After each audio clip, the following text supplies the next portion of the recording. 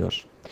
Vas je Dinko Gruhonjić tužio zbog čega? On me tužio zbog knjige. Ja sam objavio knjigu u slučaju Nacionalni stroj baš zbog toga što sam morao da neka svoja zapažanja o toj aferi, o tim događajima, o tim anegdotama smešnim, tragikomičnim, svašta je tu bilo i u zatvoru i tokom hapšenja i posle izlaska. I želeo sam da ljudi to imaju negde. Kao dokument. Kao dokument da ostane.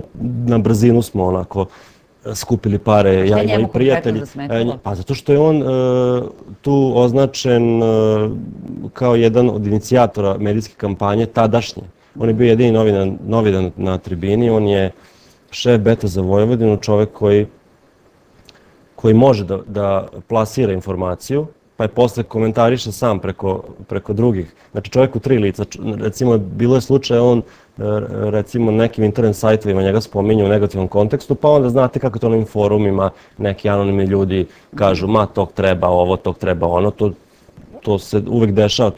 Moje ime kad se spomene na nekim forumima to su salve, ali nisam ja sad takav da ja sad tužim, tražim od provajdera, ajde da vidimo, to nisu ozbiljne pretnje. To jeste gadno pročitati. Ali to nisu ozbiljne pretnje. A vi ste imali ozbiljne pretnje? Ja sam imao ozbiljne pretnje. I tužio sam, ja sam morao sam malo da glumim i istražne organe i sve, pa da sam... Kome pretio? Sin od...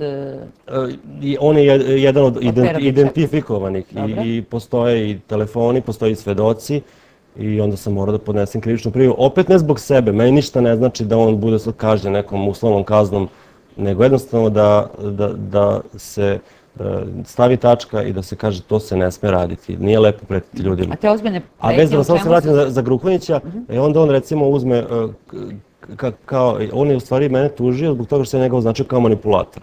A samim tim svojim tužbom pokazuje manipulator, jer on recimo naznači kao predsjednik društva nezavisnih novinara, naznači kako se Beta javlja, a on je Beta u stvari, kako se preti predsjedniku nezavisnog društva novinara, pa onda treća nevladina organizacija koja je on takođe član, a to je izvesna Građanska Vojvodina, i onda on lepo kaže Građanska Vojvodina osuđuje, pa onda pišu neka pisma Tadiću, pa ovo, ono.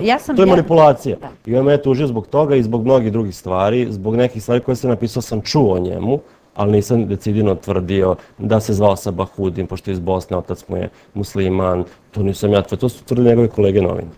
Međutim, meni nije dozvoljeno, tu bilo je nekih problema na suđenju, ja sam rekao ljudi, ako vi meni dozvolite postavljam pitanja, da dostavim listu svedoka. A to što je musliman, mislim, kakve veze ima? A za ćirilicu posebna priča. Nema nikakve veze, nego poenta je u tome što je on našao se uvređenim, jer je on u knjizi označen kao manipulator i što ja njega kao vređam, kao njegovu profesionalnost koja ne postoji. I onda je presuđen njegovu korist, međutim, vidjet ćemo, pašće to na drugu stepenu. Ako ne padne, on pare neće dobiti, tako nemam nameru da me padne. Kad smo kod pare, ja sam gledala njegov intervju koji je radio kolega Blažo Popović na jednoj televiziji. On je rekao zapravo da njemu nije stalo do novca, da će on taj novac uplatiti za srebreničke žrtve, ali prosto želi da istera... Da, nije mu stalo do novca, ali je u tužbi izjavljeno da on ima neke posledice, pa čak je posle naveo da je nespretno na suđenju, da ima malo neku paranoične strahove, pa sam ja tražio da on dostavi. Bilo je tu raznih cirkusa. Dobro. Medicinsku dokumentaciju, bla, bla, bla, i mislim, to je bio sveopšti cirkus, znači ja sam suđenje napustio, nisam imao nameru više da se bavim takvim stvarima, tako da imamo, vidjet ćemo drugostepeni sud. Znači, ako su mene uskratili ćirilicu, to je dovoljno da to padne. To namerno, znači, sudija je mađarske nacionalnosti, što naravno ne mora ništa da znači, ali zakon mora da se poštuje. A recite mi, malo pre kad ste rekli da ste imali ozbiljne pretnje, u čemu su se one ogledale? Pa nije bitno koliko su one ozbiljne i nisu ozbiljne. Da su ozbiljne, ti koji prete pretnja ima efekat zastrašivanja. Onaj ko je ozbiljan, on će uraditi, neće vam ni pretiti, da se mi razumemo. Tako da... A koliko se vi objektivno i da li se plašite za svoj život? Pa nije mi sve jedno, ali ja sam imao neprijatnosti od države. Mene su na Veliki petak hapsili pred ćerkom od 6 godina. Zbog toga što sam navodno bio osumnjičen da sam ja jedan od tih koji prete Krupinić, što je totalna nebuloza, pa su mi čak plenili moj kompjuter, jedan je hapšen 2 puta. 2 puta su ga nosili na veštačenje, ja nemam šta da krijem, znači sve što je na mom kompjuteru, to nije ništa nenormalno, razumete? Nemam šta da krijem, znači nisam ništa brisao, nisam ništa, oni su taj kompjuter veštačili, pa su jadni uzeli Nokia 3310, znači to je ona, ako se sećate, stara Nokia, ona dosta dobar telefon koji sam ja tada imao, pa su nekom svojom, ne znam kakvom nepažnjom poslali ga u Beograd na veštačenje da vide da nema znači svašta se tu dešavalo, znači država jednostavno ne funkcioniše. Ne funkcioniše. Ja čim vidim da se obrati gospodin predsjednik Tadić da se nešto vezano za nas, ja odmah znam, evo, meni policija na vrata.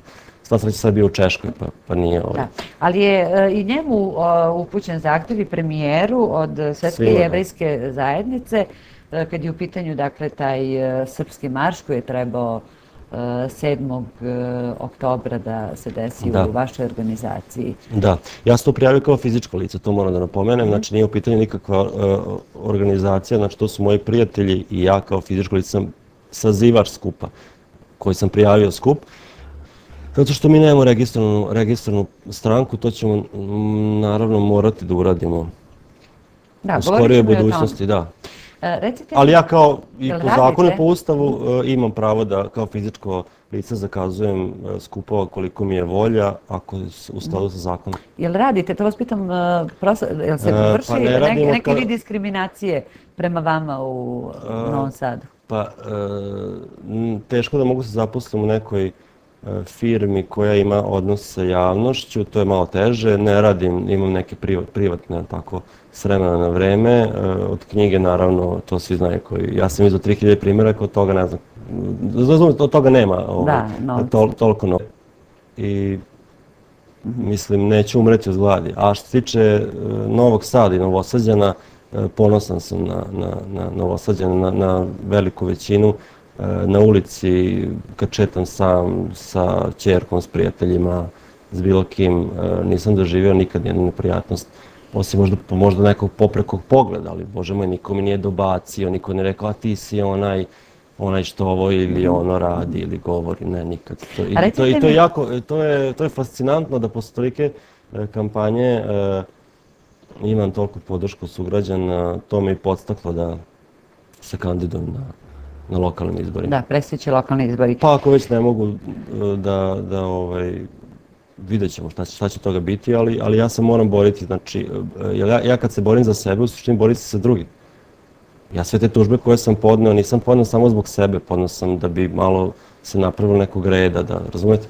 Tako isto za te lokalne izbore, znači ja nisam imao nameru da se bavim politikom. Ali, izvolite gospodo, vi ste me stvorili, pa